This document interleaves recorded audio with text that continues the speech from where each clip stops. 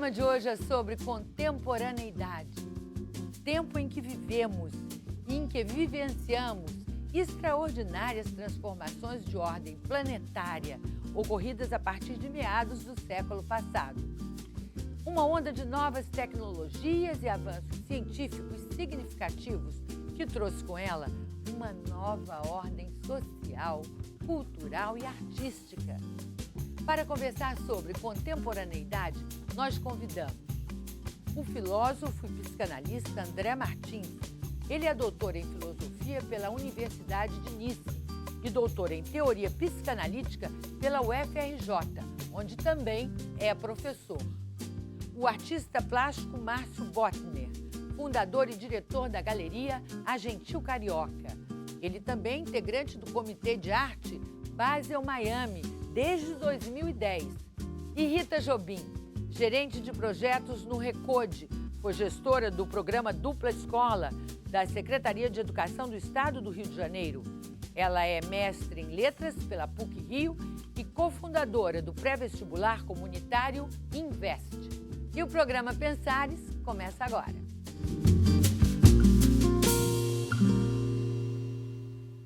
Muito bem, eu sou Leila Riches e esse é o programa Pensares, falando hoje sobre contemporaneidade. André, a contemporaneidade é o tempo em que vivemos, né? É o aqui e agora. É papel da filosofia pensar também o momento presente? Então, quando a filosofia surgiu na Grécia Antiga, ela surgiu metafísica.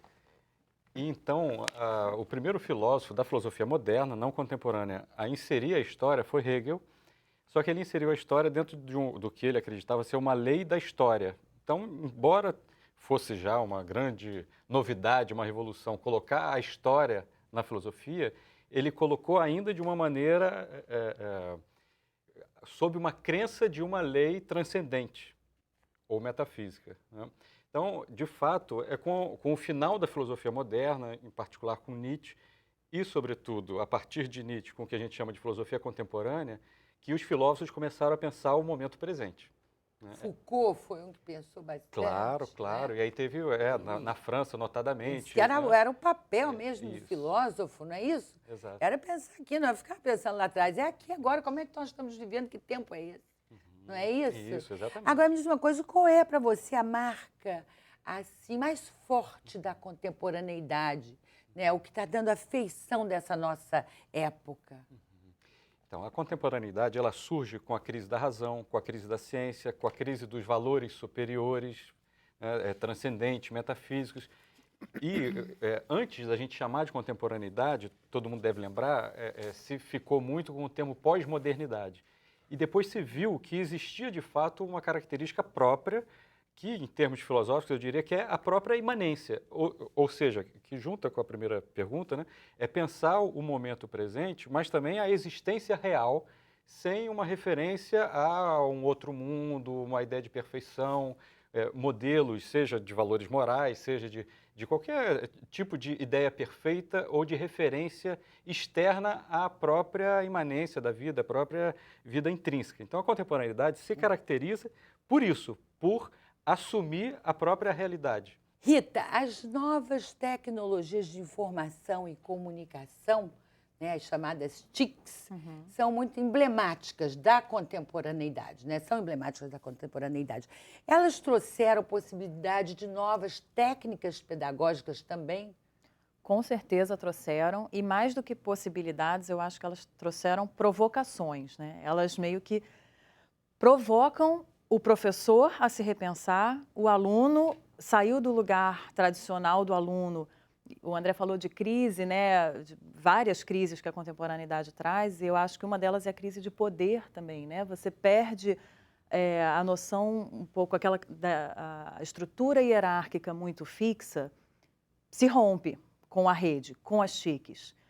A tecnologia da informação faz com que o poder da informação esteja na mão de todo mundo, literalmente na mão, né? No celular.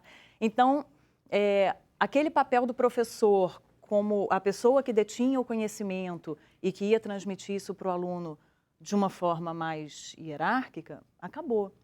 O aluno sai de um papel passivo e obriga o professor a se repensar. a repensar seu papel. Então, ele precisa incorporar na sala de aula essas novas tecnologias, às vezes não necessariamente trazendo, por exemplo, o celular para a sala de aula como um recurso pedagógico, que é um desafio ainda, né? Ainda é visto como um desafio. Há muita resistência. Muita resistência. O professor está se reencontrando e acho que alguns ainda um pouco perdidos, né? Como é que eu faço? Se eu não sou mais o dono do conhecimento, se o meu aluno, com 2 cliques, consegue ter acesso à informação, qual é o meu papel? Como formar esse aluno para usar de forma responsável essa informação que chega tão fácil? É uma crise, né? Porque o aluno quer. Exatamente. Ele tem essa necessidade, mas ele precisa mesmo, porque é assim que ele está vivendo. É assim que ele vai prestar atenção, é assim que ele vai se relacionar, né, com o professor, com o conhecimento principalmente. A escola ainda tem uma coisa muito tradicional de ter resistência, como você falou, né? Não querer tanto incorporar isso. Algumas escolas já estão fazendo a virada e trazendo para a sala de aula o tablet, o smartphone, a internet, usando a internet realmente como uma ferramenta.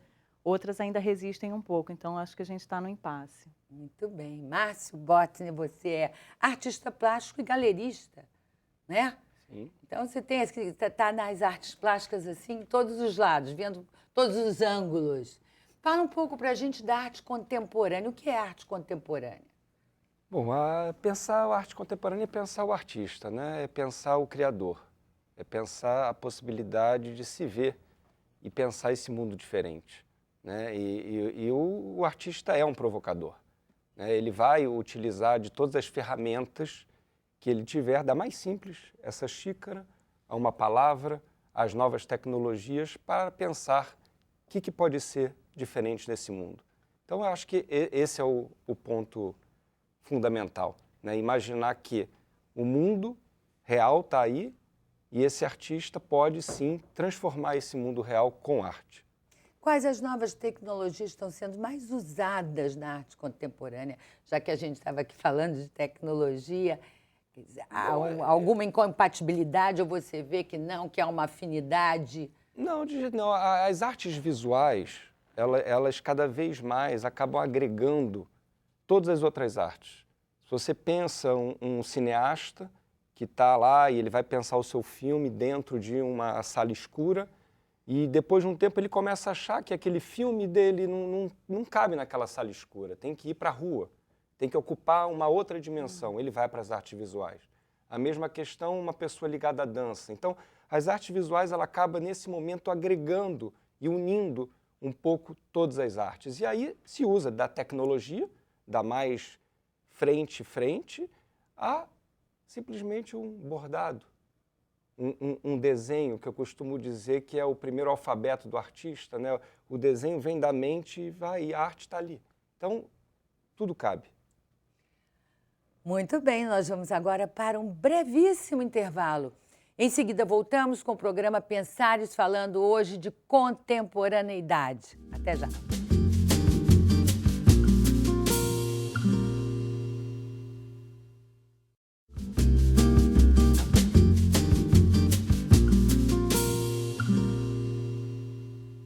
Voltamos com o programa Pensares. Nosso assunto hoje é contemporaneidade. Nossos convidados são o filósofo e psicanalista André Martins, o artista plástico Márcio Bottner e a educadora Rita Jobim.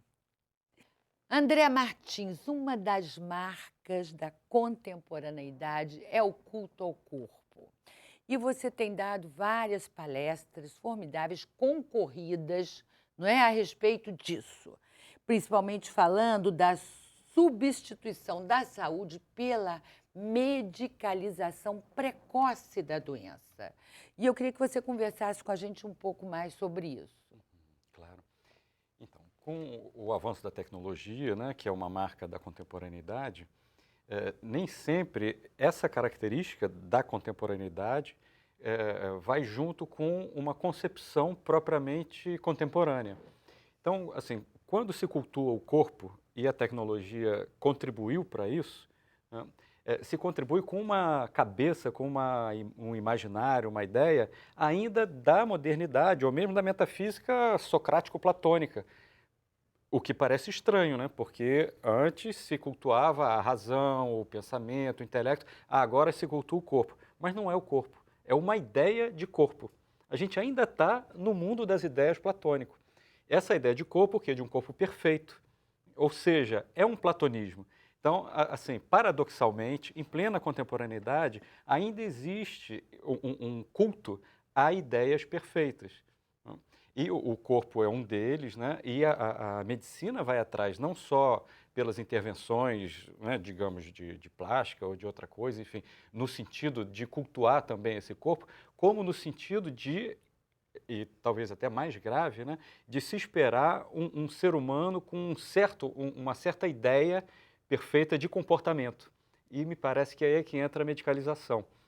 Quer dizer, essa medicalização precoce, também uma medicalização da existência como um todo, é uma maneira de dizer assim, ó, da mesma forma que os corpos não podem ser o que são e como são potentes, a saúde não vai poder ser uma saúde de fato, como potência de vida, vigor, vai ter que ser um ideal de vigor, um ideal de saúde, e aí, obviamente, a saúde que existe, né, como dizia, por exemplo, né, Canguilhem, a saúde é o capricho de ficar doente e se recuperar. Né? Ou Nietzsche com a ideia da grande saúde, que é a saúde que envolve a doença, né, que envolve o risco, correr riscos. Né? Então, quer dizer, essa idealização da saúde, ela vai junto, que não tem nada de contemporâneo no sentido filosófico, né, é um platonismo repaginado, ela vai junto com essa medicalização. Né? Ou seja, o que é real passa a ser patologizado, né? Passa a ser visto como doentio. Ô Rita, e as tecnologias estão, de fato, promovendo um avanço do conhecimento? Você acredita que elas vão, em pouco tempo, conseguir promover esse avanço? Acha que vão ser usadas assim, quer dizer, para não haver esse abuso, elas têm uma forma de ir acertando esse caminho? Eu acho que sim, Leila. Elas promovem uma democratização do conhecimento, né? E isso tem que ser tratado com o cuidado, como você disse, para não ter um exagero e se perder e virar um vale tudo, todo mundo sabe tudo, porque tem um pouco, né, essa coisa do tribunal do Facebook, todo mundo hoje é cientista político e dá opiniões as mais fortes, né? E achando que tem um embasamento que não sei de onde vem, às vezes.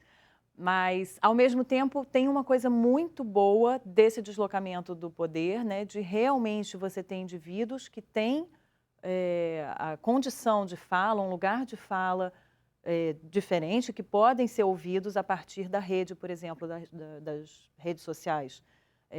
Isso permite um diálogo maior. Quando você leva isso para a educação, para a escola, isso permite um avanço muito grande se a gente conseguir sair daquela visão tradicional do professor como detentor do conhecimento e promover realmente a corresponsabilização dos alunos pelo seu próprio aprendizado. Então, trabalhar de forma colaborativa, estimular o protagonismo dos alunos, essas competências que a gente fala que são as competências do século XXI, né? As competências da contemporaneidade.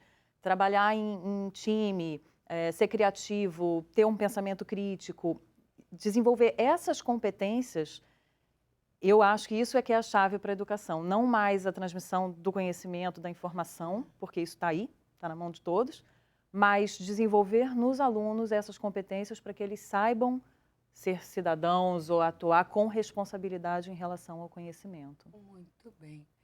Márcio Botner, e nesse exagero que a gente está falando do uso da tecnologia, essa pletora desse uso de tecnologia, indo atrás do que há de mais moderno, mais avançado, mais surpreendente, onde fica o artista? Pensando o corpo, eu acho que o artista, isso, vamos a partir de um corte de Duchamp para cá, fica muito claro que o artista pensa num corpo, o corpo que pensa. Não é um corpo do ideal de um corpo, o corpo do belo, o corpo de um padrão, e sim um corpo pensante. Então, eu acho que aí, né, nessa minoria, né, que pode ser, né, uma pequena semente, é que o artista entra para poder criar essa provocação. Né? Muito bem, nós vamos agora para o último intervalo do programa Pensares. Na volta, outras reflexões sobre o tema de hoje, a contemporaneidade. Até já.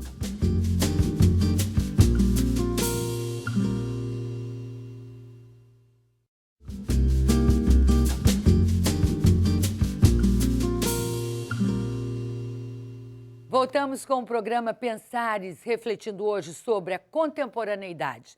Nossos convidados são o filósofo e psicanalista André Martins, o artista plástico e galerista Márcio Bottner e a educadora Rita Jobim. Márcio, eu acho marcante na contemporaneidade, talvez quando eu tenha pensado no programa coisa assim, o que me veio primeiro à cabeça foi a arte urbana. Eu acho que é bem uma marca do nosso tempo. Basta ver a aceitação que teve aquele painel Etnias durante, né, ali no Boulevard Olímpico, né, que foi assim, todos queriam ver, que sucesso, que beleza de painel. E aí eu queria que você falasse um pouco dessa revolução que essa expressão, né, trouxe para a contemporaneidade. Bom, você imaginar que a arte, né, ela tem essa capacidade a partir, né, de tocar as pessoas e uma espécie de uma contaminação. Eu costumo dizer que uma arte é uma espécie de uma bomba de cultura. Né? Ela é capaz de irradiar essa cultura onde quer que ela esteja. E se você imagina essa arte na rua, né, é essa semente do início. Né? Depois, claro, você tem que educar. Né? E tem projetos, né, por exemplo, junto até na galeria, na Gentil Carioca que fazemos, ocupamos um prédio na rua há 13 anos. Estávamos conversando aqui um pouco antes. E é impressionante como, no início, todo mundo perguntava o que estão fazendo, por que ocupar essa parede de 10 metros por quarto com arte? Para quê? Dinheiro? Gastando dinheiro para quê? Para que serve? E eu dizia, não serve para nada. Mas como não serve para nada? Serve para isso, para te provocar, para fazer pensar. A partir da segunda, e aí, claro, continuidade, frequência, você vai vendo como a vizinhança começa a se transformar. Como ela começa a querer entender qual é o próximo trabalho, quando é que vai ter o próximo trabalho, quem é o artista. Então, quer dizer, a arte, ela, podendo ocupar a rua, ela pode, sem dúvida, criar essa provocação e essa maneira diferente de ver a vida, o seu cotidiano e a realidade. Rita, ela pode ser usada também muito, né, na escola, junto com técnicas pedagógicas também, mas é uma forma de expressão que, de repente, pode mesmo ajudar a integração entre os alunos, principalmente. O que você acha? Sem dúvida, acho a arte fundamental na educação. E essa pergunta do para que serve, né, que é também uma pergunta da filosofia, né?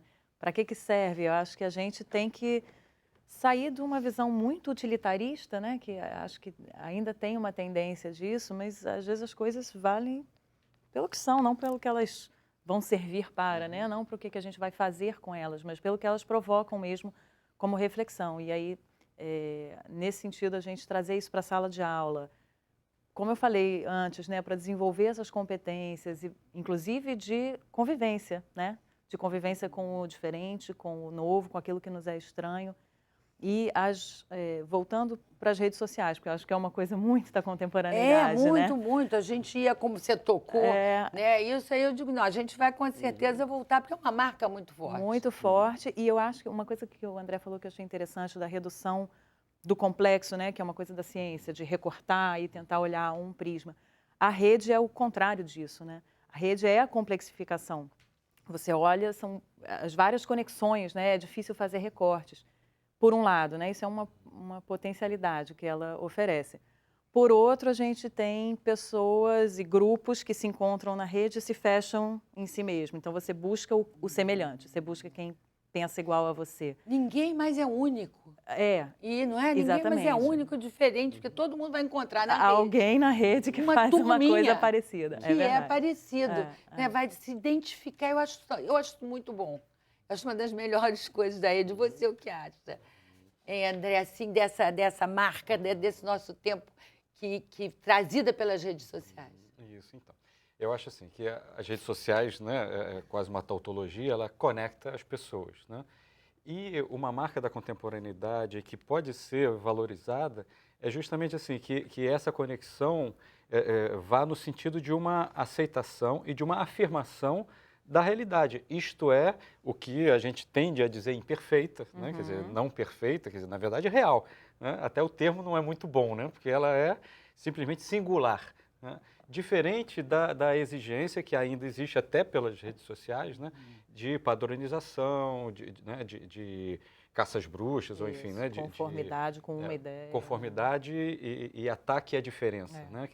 Então, eu acho que isso marca bem, a gente poderia até dizer assim, que uma herança ainda da modernidade e dentro de toda a metafísica ocidental é uma pressão por identidades identitárias, né? E uma marca da contemporaneidade, e a gente vive esse conflito, é uma assunção e uma afirmação da singularidade e da diferença. Então, é mais do que uma aceitação da diferença, porque não é aceitação do diferente enquanto diferente, é uma assunção, né, assumir uma afirmação da singularidade de cada um. Então, não tem mais o in e o out. Não, somos todos iguais, enquanto cada um diferente. Isso. Não é como... É o que eu queria conversar com a Rita, que é esse encontro com a diferença do aluno incluído. Né? Qual é a sua experiência com isso? Né? Dessas crianças com diferentes possibilidades, né? Convivendo numa sala de aula.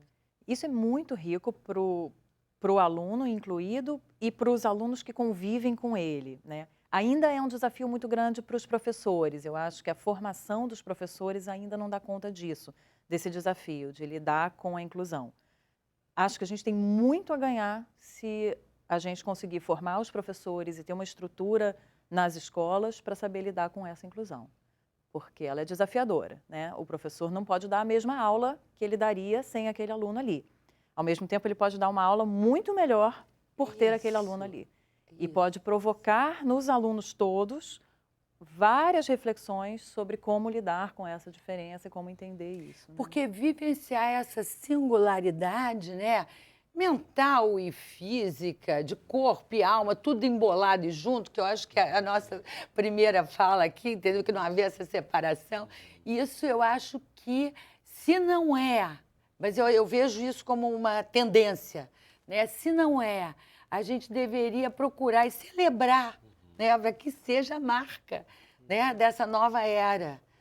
Vocês não acham, não concordam com isso? Me parece até a Paralimpíada, foi quase que uma intervenção artística, né? Nesse sentido assim, de que antes dela, né, eu via muito mais as pessoas se afetando mal ao ver ou uma deficiência, ou a falta de um órgão, a amputação de um órgão, como algo que feria, assim, a pessoa se identificava e preferia não olhar. Não ver, exatamente. Houve uma presença maciça de público, uma integração, um acolhimento tão grande que o que eu vi, né, em menos de um mês, a mudança para as pessoas verem simplesmente como singulares, singularidades, diferenças singulares.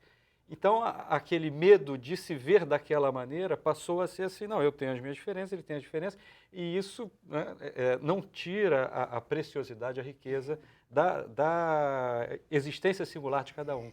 Como mudou o nosso olhar, essa experiência, não é?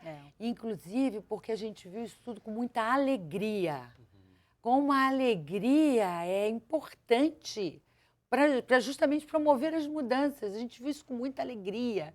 Né? Eles traziam para a gente uma força de superação, evidente, né? Mas não só a força de superação, dizer assim, olha, é que eu posso também, eu estou igual a você, e esse olhar, não é? Que eu acho que mudou, não era mais a ideia de que falta algo, é diferente. É uma ressignificação, né, André? Ele mudar eu achei o um sentido. contraponto com relação a questões de redes e eu tenho interesse no ser humano. Para mim, a gente pode falar de paisagem, o Rio é cheio delas, mas a maior paisagem para mim é o ser humano, né? Com toda a singularidade, a loucura que ele pode trazer e a diferença que ele traz. Então, quando a gente consegue observar isso, valorizar isso, é a capacidade da gente poder ter um mundo melhor. Respeitando isso, entendendo essa diferença, trazendo ela para perto, discutindo ela. E isso na educação é uma coisa curiosa. Agora a gente está começando a respeitar os alunos nas suas diferenças e nas suas singularidades. Porque antes o professor tratava os alunos como um padrão, eles são todos iguais. Eu dou aula da mesma forma, não importa para quem. Todos têm que aprender o mesmo O conteúdo. mesmo conteúdo no mesmo maneira. ritmo, da mesma. Agora não, você começa a respeitar, inclusive as loucuras, as complexidades, as dificuldades e as potencialidades de cada um. Inclusive ver riqueza ali, né? E aí as tecnologias são muito importantes para isso, porque permitem, né, você fazer estratégias com grupos. Um grupo está fazendo uma coisa, o outro. Vamos fazer uma sala de aula invertida, um ensino híbrido. Então, tem muitos recursos, mas que você nem precisa disso. Você pode fazer isso tudo sem a tecnologia. Gente, né? que tempo auspicioso, que beleza. Olha, o programa Pensados termina aqui, mas eu quero agradecer imensamente aos nossos convidados, Rita Jobim, Márcio Botner e André Martins. Muito obrigada pela presença de vocês, por essa mensagem tão otimista que a gente acaba hoje do programa. Um grande abraço para você também. Até a próxima.